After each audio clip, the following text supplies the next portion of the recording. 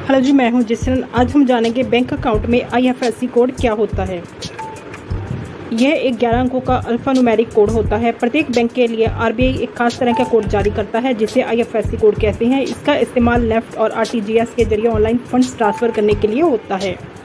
IFSC Indian financial system code, जिसका हिंदी में मतलब भारतीय वित्तीय प्रणाली कोड होता है, एक 11 डिजिट का कोड होता है। इसे किसी बैंक की किसी विशिष्ट शाखा की पहचान संख्या के तौर पर बनाया जाता है। किन्हीं भी दो बैंकों के बीच ऑनलाइन पैसे भेजने के लिए IFSC कोड प्रदान करना जरूरी होता है। इससे प्राप्तकर्ता के बैंक की सटीक पहचान की जाती है।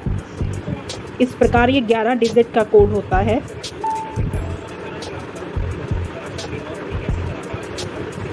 किसी भी IFSC कोड में कुल 11 डिजिट होते हैं। कोड के पहले 4 अल्फ़ाबेट अक्षर बैंक के नाम की जानकारी देते हैं। इसका 5वां अंक 0 होता है, जो भविष्य में इस्तेमाल के लिए रिजर्व रहता है। आखिर के 6 अंक बैंक की शाखा की जानकारी देते हैं। उदाहरण के लिए हमारे पास एक IFSC कोड है, आइए इसे समझते हैं।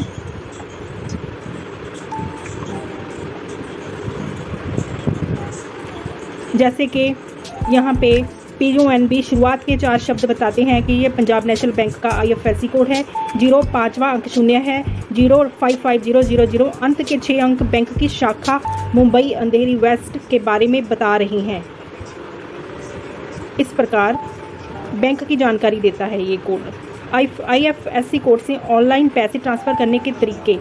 IFSC कोड के जरिए कई तरीक़ों से मनी ट्रांसफ़र की जा सकती है। यह तरीके हैं NEFT national electronic funds transfer, RTGS real time gross settlement, IMPS immediate payment service आदि। इन तरीक़ों से फंड ट्रांसफ़र किया जा सकता है। नेफ्ट, RTGS, IMPS कैसे पता करें IFSC कोड? आप अपने जिस व्यक्ति के बैंक अकाउंट में पैसे भेजने हैं उसके बैंक के IFSC कोड के बारे में आसानी से पता लगा सकते हैं। इसे जानने के कई तरीके हैं। बैंक खाता पुस्तक से, RBI की ऑफिशियल वेबसाइट के जरिए, चेकबुक के माध्यम से, बैंक शाखा में विजिट करके आप इस नंबर का पता लगा सकते हैं जिसे हम IFSC कोड कहते हैं। क्यों जरूरी होता है IFSC कोड? IFSC कोड से किसी भी बैंक की शाखा को आसानी से सर्च किया जा सकता है। इससे फंड ट्रांसफ़र करने के प्रोसेस में किसी तरह की दिक्कत को दूर किया जा सकता है। इस कोड से इलेक्ट्रिक पेमेंट करना काफ़ी आसान हो जाता है। इससे हमें बैंक की पहचान भी होती है।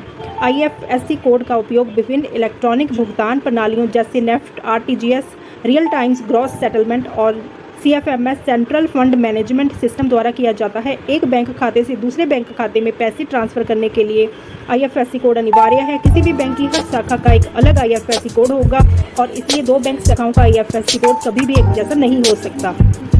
धन्यवाद।